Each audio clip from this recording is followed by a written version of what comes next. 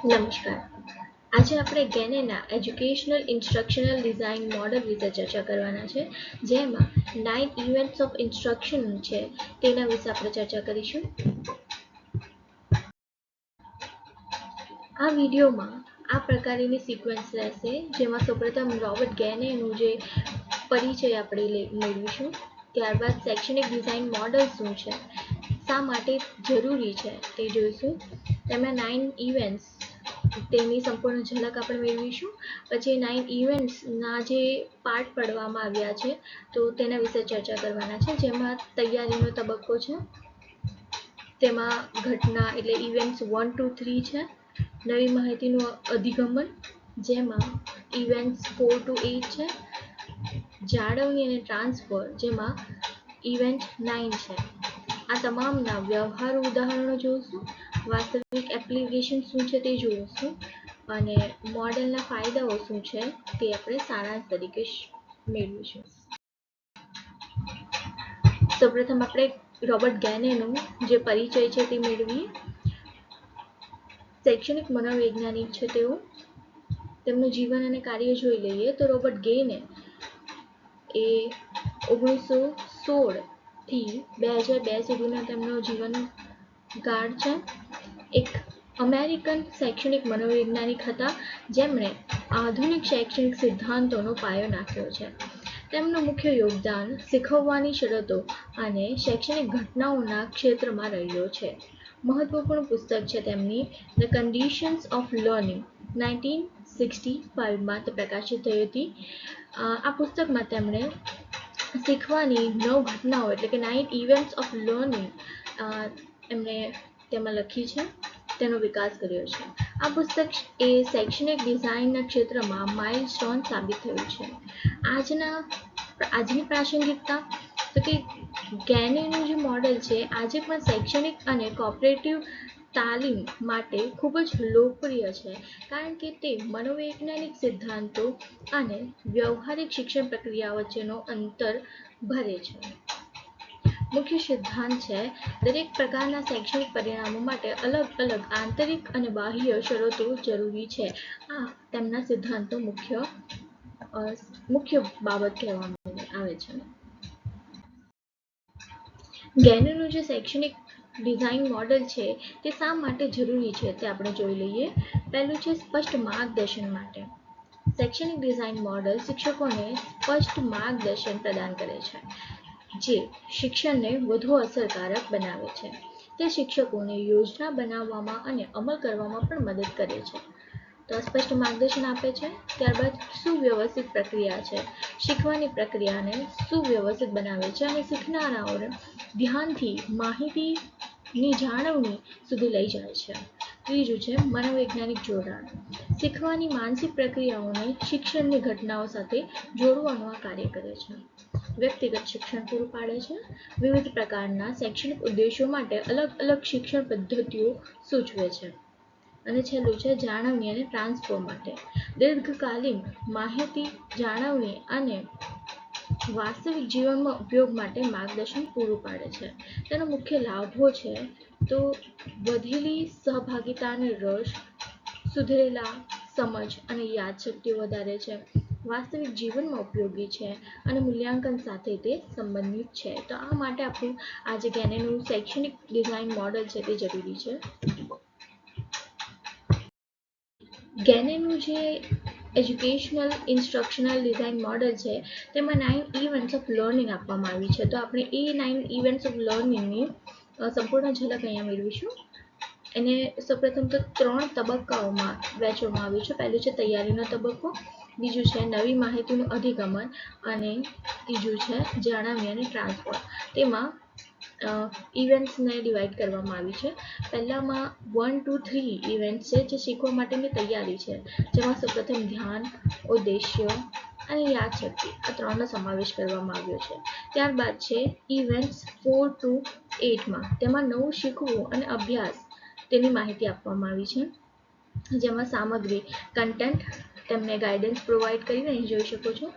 તેમને guidance provide કરવું, કામગીરી જે પણ વર્ક પ્રેક્ટિસ કરવાની છે તે, ત્યારબાદ પ્રતિસાદ ફીડબેક પ્રોવાઈડ કરવાનો છે તે, અને મૂલ્યાંકન એ બીજા તબક્કામાં આવે છે. ત્યારબાદનો ત્રીજો તબક્કો છે જાળવણી અને ટ્રાન્સફર. તો તેમાં ઇવેન્ટ 9 અહીં આપવાનું હોય છે, એટલે દીર્ઘકાલીન શિક્ષકવૃત્તિ. તેમાં જાળવણી અને ટ્રાન્સફર આ બે વસ્તુઓનો એમાં સમાવેશ થાય છે. હવે આપણે જે 9 ઇવેન્ટ છે તેની સમજૂતી મેળવી લઈએ. સૌપ્રથમ છે ધ્યાન આકર્ષણનો જે ફેઝ છે તે. આ પ્રક્રિયાની શરૂઆત છે જ્યારે શીખનારનું ધ્યાન વારંવાર આકર્ષવું જરૂરી છે. શિક્ષકે શીખનારને રસપ્રદ બનાવવા અને તેનું ધ્યાન ખેંચવા માટે વિવિધ રીતો અપનાવી શકે છે. શીખનારનું ધ્યાન વારંવાર ખેંચવું પડે છે કારણ કે તેમનું ધ્યાન ઉતરતું ચડતું રહે છે. શિક્ષણ પ્રક્રિયા દરમિયાન ધ્યાન જાળવવા માટે આ ઘટનાઓ વારંવાર દોહરાવવી જોઈએ. આ અસરકારક રીતો ધ્યાન આકર્ષિત કરવા માટે કે રસપ્રદ વાર્તાઓ કહી શકાય, વિચાર કરવા પ્રેરતા પ્રશ્નો એમને પૂછી શકાય, હાસ્યનો ઉપયોગ કરી શકાય, મલ્ટીમીડિયાનો ઉપયોગ કરી શકાય, આઈ બ્રેકર પ્રવૃત્તિઓનો ઉપયોગ કરી શકાય, નવીનતા અને આશ્ચર્ય પામે તેવી પ્રવૃત્તિઓ કરાવી શકાય.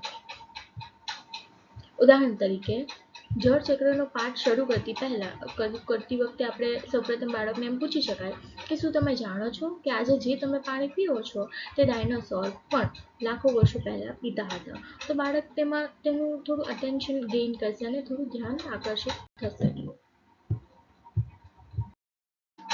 ત્યારબાદ બીજો ઇવેન્ટ છે ઉદ્દેશોની જાણકારી.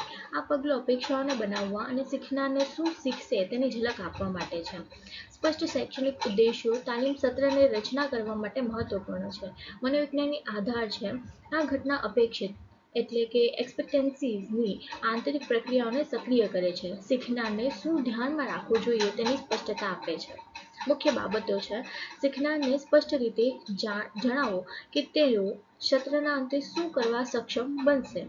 ઉદ્દેશોને પ્રથમ સ્લાઇડમાં સમાવેશ કરવો. શૈક્ષણિક ઉદ્દેશો અને મૂલ્યાંકન વચ્ચે સ્પષ્ટ સંબંધ જાળવવો. અસરકારક ઉદ્દેશો લખવા, ક્રિયાઓનો ઉપયોગ કરવો, વિશ્લેષણ કરવું, તુલના કરવી, મૂલ્યાંકન કરવું, ડિઝાઇન કરવું. આ પ્રકારે ક્રિયાઓનો તમે ઉપયોગ કરી શકો. ઉદાહરણ તરીકે તમે એમ કહી શકો કે આ સત્રના અંતે અમે સક્રિય સાંભળવાની તકનીકોનો અભ્યાસ કરી શકશો. આ પ્રકારે તમે એને સમજાવી શકો. ઉદ્દેશ્યની રચના કરવા માટે આવશ્યક કામગીરીનું વર્ણન કરવું, શું કરવું જોઈએ તે સ્પષ્ટ કરો. માપદંડોનું વર્ણન કરવું જોઈએ, કેવી રીતે મૂલ્યાંકન થશે તે જણાવો. વાસ્તવિક જગ્યાની જોડાણ, ઉદ્દેશોની વાસ્તવિક ઉપયોગિતા બતાવો. ત્યારબાદનો ઇવેન્ટ છે ત્રીજો ઇવેન્ટ, જેમાં પહેલાના જ્ઞાનની યાદ અપાવવું એટલે કે પૂર્વ જ્ઞાન સાથેનું જોડાણ. આ પગલું નવા જ્ઞાનને શીખનારાઓના અસ્તિત્વમાં છે તે જ્ઞાન સાથે જોડાણ કરવું એટલે પૂર્વ જ્ઞાન સાથે જોડાણ કરવું. આ શીખનારાઓને નવી માહિતીને અર્થપૂર્ણ રીતે સમજાવવામાં મદદ કરે છે. આનો મનોવૈજ્ઞાનિક આધાર છે આ ઘટના રિટ્રીવલની આંતરિક પ્રક્રિયાઓને સક્રિય કરે છે. અસ્તિત્વમાં છે જ તે જ્ઞાનને યાદ કરાવવા અને નવી માહિતી સાથે જોડાણ કરવા માટે છે. અસરકારક રીતો છે ઓપન એન્ડેડ પ્રશ્નો પૂછવા, કોન્સેપ્ટ મેપ એમને ડેવલપ કરાવવો, નો સ્ટેક્સ ક્વિઝ એમને પ્રોવાઈડ કરવી, આંશિક આઉટલાઇન્સ આપવી, કેસ સ્ટડી જેવા તમે અસરકારક રીતોનો ઉપયોગ કરી શકો. ઉદાહરણ તરીકે જળચક્રના પાઠ ભણાવતી પહેલા પાણી વાપરવા અને વરસાદ વિશે તમે શું જાણો છો. તો આ પ્રકારે પ્રશ્નો પૂછી શકાય કે જેથી પૂર્વ જ્ઞાન સાથે બાળક જોડાણ કરી શકે. ચોથો ઇવેન્ટ છે સામગ્રી રજૂ કરવી. આ ઘટનાઓમાં શિક્ષક નવી સામગ્રી રજૂ કરે છે. ગેઇને અનુસાર આ રજૂઆત શીખવાના ડોમેઇન પર આધારિત હોવી જોઈએ. મનોવૈજ્ઞાનિક આધાર છે આ ઘટના સિલેક્ટિવ પરસેપ્શન્સની આંતરિક પ્રક્રિયાઓને સક્રિય કરે છે. મગજ મહત્વપૂર્ણ માહિતી પસંદ કરે છે. મુખ્ય સિદ્ધાંત છે સામગ્રીને તાર્કિક અને સંગઠિત રીતે રજૂ કરવી જોઈએ. વિવિધ શૈક્ષણિક પદ્ધતિઓનો ઉપયોગ કરવો જોઈએ. સ્પષ્ટ સમજૂતીઓ અને ઉદાહરણો આપવા જોઈએ. શૈક્ષણિક પદ્ધતિઓ આપણે આ પ્રકારની ઉપયોગ કરી શકાય જેમાં વિડીયોઝ, દ્રશ્ય સામગ્રી આપી શકાય, લેક્ચર્સ, મૌખિક રજૂઆત કરી શકાય, પ્રદર્શન, વ્યવહારુતા બતાવવી, વાંચન, લેખન સામગ્રીઓ પ્રોવાઈડ કરવી, પોડકાસ્ટ, ઓડિયો સામગ્રી પ્રોવાઈડ કરવી અથવા જૂથ કાર્ય સહયોગીથી શિક્ષણ. આ પ્રકારે તમે શિક્ષણ આપી શકો. પાંચમો ઇવેન્ટ છે માર્ગદર્શન આપવું. આ ઘટનામાં શિક્ષક શીખનારને સમજાવવા અને નવી માહિતીઓનો ઉપયોગ કરવામાં માર્ગદર્શન અને સહાય પ્રદાન કરે છે. આ શીખનારની વિજ્ઞાનમાં સ્કેફોલ્ડિંગ તરીકે ઓળખાય છે. મનોવૈજ્ઞાનિક આધાર છે. આ ઘટના સિમેન્ટિક એન્કોડિંગની આંતર પ્રક્રિયાને સક્રિય કરે છે. માહિતીને લાંબા સમય સુધી યાદ રાખવા માટે મદદરૂપ થાય છે. મુખ્ય સિદ્ધાંત છે સ્કેફોલ્ડિંગ એક અસ્થાયી સહાય છે જે શીખનારને કામો કરવામાં મદદ કરે છે કે તેઓ પોતે ન કરી શકે તેવા કાર્યો માટે. માર્ગદર્શનની રીતો છે ઉદાહરણો અને બિન ઉદાહરણો પ્રોવાઈડ કરવા, ઉપમાઓ અને રૂપકો, જાણીતી વસ્તુઓ સાથે જોડાણ કરવા માટે, ગ્રાફિક ઓર્ગેનાઇઝેશન્સ, વિચારો વચ્ચેના સંબંધો બતાવવા, રૂબ્રિક્સ, મૂલ્યાંકનનો માપદંડ નક્કી કરવા માટે, મોડેલિંગ કેવી રીતે કરવું તેવું આપણે ઉદાહરણ તરીકે દર્શાવી શકાય તે માટે. ત્યારબાદનો છઠ્ઠો ઇવેન્ટ છે કામગીરી કરાવવી એટલે કે પ્રેક્ટિસ જે કહેવામાં આવે છે. ઇલેક્ટિક પરફોર્મન્સ શીખનારને નવું જ્ઞાન અથવા કૌશલ્યનો અભ્યાસ કરવાની તક આપવી. મનોવૈજ્ઞાનિક આધાર છે રિસ્પોન્ડિંગ શીખનાર સક્રિય રીતે પ્રતિક્રિયા આપે છે. તે માટેની રીતો છે સમસ્યાઓ હલ કરવા, પ્રશ્નોના જવાબ આપવા, જૂથ ચર્ચાઓ, ભૂમિકા નિભાવવાના દ્રશ્યો, ટૂંકમાં ક્વિઝ જેવી પ્રવૃત્તિઓ આપણે પ્રેક્ટિસ માટે કરાવી શકાય. ત્યારબાદનું જે ઇવેન્ટ છે સાતમો ઇવેન્ટ પ્રતિસાદ આપવો. પ્રોવાઇડિંગ ફીડબેક શીખનારના પ્રદર્શન પર વિગતવાર અને સમયસર પ્રતિસાદ આપવો. તેનો મનોવૈજ્ઞાનિક આધાર છે રીઇન્ફોર્સમેન્ટ સાચા જવાબોનો મજબૂત કરવા માટે આપણે તેમને પ્રતિસાદ આપવાનો. તેની રીતો છે લેખિત ટિપ્પણીઓ, મૌખિક પ્રતિસાદ, સહપાઠી પ્રતિસાદ અથવા મૂલ્યાંકન, સ્વમૂલ્યાંકન, તત્કાલીન અને વિગતવાર કોઈપણ માહિતી તેમને પ્રોવાઈડ કરવી તેમના પરફોર્મન્સ અકોર્ડિંગ. ત્યારબાદનો ઇવેન્ટ છે આઠમો મૂલ્યાંકન એસેસ પરફોર્મન્સ શીખનારના પ્રદર્શનનું ઔપચારિક મૂલ્યાંકન કરવું. તેનો મનોવૈજ્ઞાનિક આધાર છે રિટ્રાયલ એટલે કે શીખેલી માહિતીને પુનઃ પ્રાપ્ત કરવી. તે માટેની રીતો છે ક્વિઝ, ટેસ્ટ વગેરે આપણે પ્રોવાઈડ કરી શકાય. પ્રોજેક્ટ, પ્રસ્તુતિઓ, પ્રયોગશાળાના અભ્યાસો, પોર્ટફોલિયો આ મૂલ્યાંકન માટે ઉપયોગી હોય છે. નવમો ઇવેન્ટ છે જાળવણી અને ટ્રાન્સફર વધારવું. ઉદ્દેશ્ય આ છેલ્લી ઘટના દીર્ઘકાલીન જાળવણી અને જ્ઞાન કૌશલ્યને વાસ્તવિક સંદર્ભમાં ટ્રાન્સફર કરવા પર ધ્યાન કેન્દ્રિત કરે છે. તેનો મનોવૈજ્ઞાનિક આધાર છે આ ઘટના જનરલાઇઝેશનની આંતર પ્રક્રિયાને સક્રિય કરે છે નવી સ્થિતિમાં જ્ઞાન લાગુ કરવા માટે. તેનો મુખ્ય સિદ્ધાંત છે શીખવું એકવાર ન થવું જોઈએ, તે સમયાંતરે ચાલતું રહેવું જોઈએ અને નવી સ્થિતિમાં લાગુ થવું જોઈએ. અસરકારક રીતો છે સમીક્ષા અને સારાંશ, માહિતીનું પુનરાવર્તન તેમાં થતું હોય, ભવિષ્યના વિષયો સાથે જોડાણ કરવું, આગળ શું કરવામાં આવશે, આગળ શું શીખશે તે આપણે દર્શાવી શકાય. નવી સ્થિતિમાં લાગુ કરવું એટલે કે પ્રોજેક્ટ પ્રવૃત્તિઓ આપણે પ્રોવાઈડ કરી શકાય. એકબીજાને શીખવવું એટલે કે સહભાગી દ્વારા જે પણ સુધારા વધારો થાય તેમની સાથે જે ચર્ચા વિચારણા થાય તે. સ્પેન્ડિંગ રિપીટેશન્સ એટલે કે સમયાંતરે તે કોઈપણ પ્રવૃત્તિનું પુનરાવર્તન, કોઈપણ માહિતીનું પુનરાવર્તન તે બાળક કોઈપણ માહિતીને દ્રઢ એના મનમાં થઈ જાય. એક્શન પ્લાન ભવિષ્યના ઉપયોગ માટે એક યોજના બનાવવી. ઉદાહરણ તરીકે જોઈ લઈએ ઘરે જળચક્રનું નિરીક્ષણ કરો અને એક કોમિક ટ્રીપ બનાવો કે જેમાં એક વરસાદના ટીપાની સફર દર્શાવી શકાય. તો આ પ્રકારે બાળક કોઈપણ માહિતીને આ પ્રોસેસ કરશે અને છેલ્લે લર્નિંગ એનામાં થશે. આ તમામ ઇવેન્ટ્સને સમજવા માટે આપણે વ્યવહારુ ઉદાહરણ જોઈ લઈએ તો જળચક્ર બાળકને શીખવવું હોય તો આપણે કઈ રીતે શીખવી શકીએ. તો સૌપ્રથમ ધ્યાન આકર્ષવું એટલે બાળકને સૌપ્રથમ પૂછો કે શું તમે જાણો છો કે તમે આજે જે પાણી પીઓ છો તે ડાયનોસોર પણ લાખો વર્ષો પહેલા પીતા હતા. પછી તેના ઉદ્દેશો વિશે જણાવો કે આ પાઠના અંતે તમે જળચક્રના તમામ તબક્કાઓને ઓળખી શકશો અને સમજાવી શકશો. તો બાળક કયા ઉદ્દેશોથી આ લર્નિંગ કરશે તે તેને ક્લિયર થઈ જશે. ત્યારબાદ યાદશક્તિ એટલે કે તેને પૂર્વ જ્ઞાન સાથે જોડાણ કરવું. બાળકને પૂછવું કે પાણી વાપરતા અને વરસાદ વિશે તમે શું જાણો છો. ત્યારબાદ ચોથું છે સામગ્રી. તો જળચક્રનો વિડીયો, નામાંકિત આકૃતિ, વાસ્તવિક ઉદાહરણો તમે પ્રોવાઈડ કરી શકો જેનાથી બાળક કન્ટેન્ટ વિશે માહિતગાર થાય. ત્યારબાદ માહિતી એટલે માર્ગદર્શન આપવાનું છે. વરસાદના ટીપાની સાહસ કથા તમે તેમને દર્શાવી શકો, વાર્તા દ્વારા માર્ગદર્શન પ્રોવાઈડ કરી શકો. કામગીરી પ્રેક્ટિસમાં આપણે શું લેવાનું છે?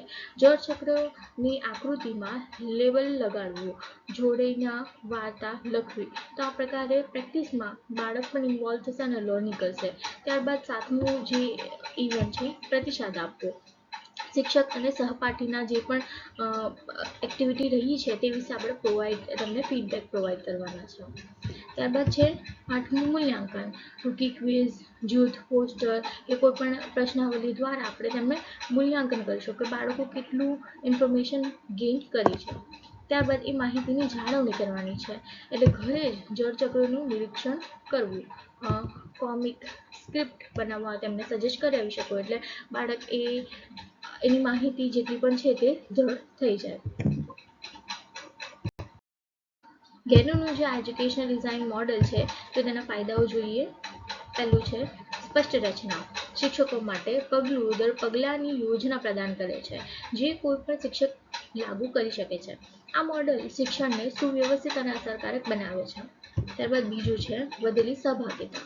શીખનારનું ધ્યાન ખેંચવા અને જાળવણી માટે રણનીતિઓનો સમાવેશ થાય છે. આમાં આ શીખનારને વધુ રસપ્રદ અને સક્રિય બનાવવાની એક પ્રક્રિયા છે. ત્યારબાદ ત્રીજું છે સુધારેલી જાળવણી. જોડાણો બનાવવા અને જ્ઞાન ટ્રાન્સફર થાય તેવું સુનિશ્ચિત કરવા પર ધ્યાન કેન્દ્રિત કરશે. આ લાંબા સમય સુધી માહિતી યાદ રાખવામાં મદદરૂપ થાય છે. ચોથું છે પુરાવા પર આધારિત. સ્થાપિત શીખનારના સિદ્ધાંતમાં આધારિત છે. આ મોડેલ મનોવૈજ્ઞાનિક સંશોધન પર આધારિત છે અને તેની અસરકારકતા સાબિત થઈ છે. વૈવિધ્યપૂર્ણ સંદર્ભો. શાળાઓ, કોલેજો, કોર્પોરેટ, તાલીમ, ઓનલાઈન શિક્ષણ માટે યોગ્ય છે. આ મોડેલ વિવિધ શૈક્ષણિક વાતાવરણમાં લાગુ પાડી શકાય છે. અને છઠ્ઠું છે મૂલ્યાંકન સાથે જોડાણ. શૈક્ષણિક ઉદ્દેશ્યો અને મૂલ્યાંકનો વચ્ચે સ્પષ્ટ સંબંધ જોડી શકાય. આ શીખનારને શું ધ્યાનમાં રાખવું જોઈએ તેની સ્પષ્ટ સમજૂતી આપે છે.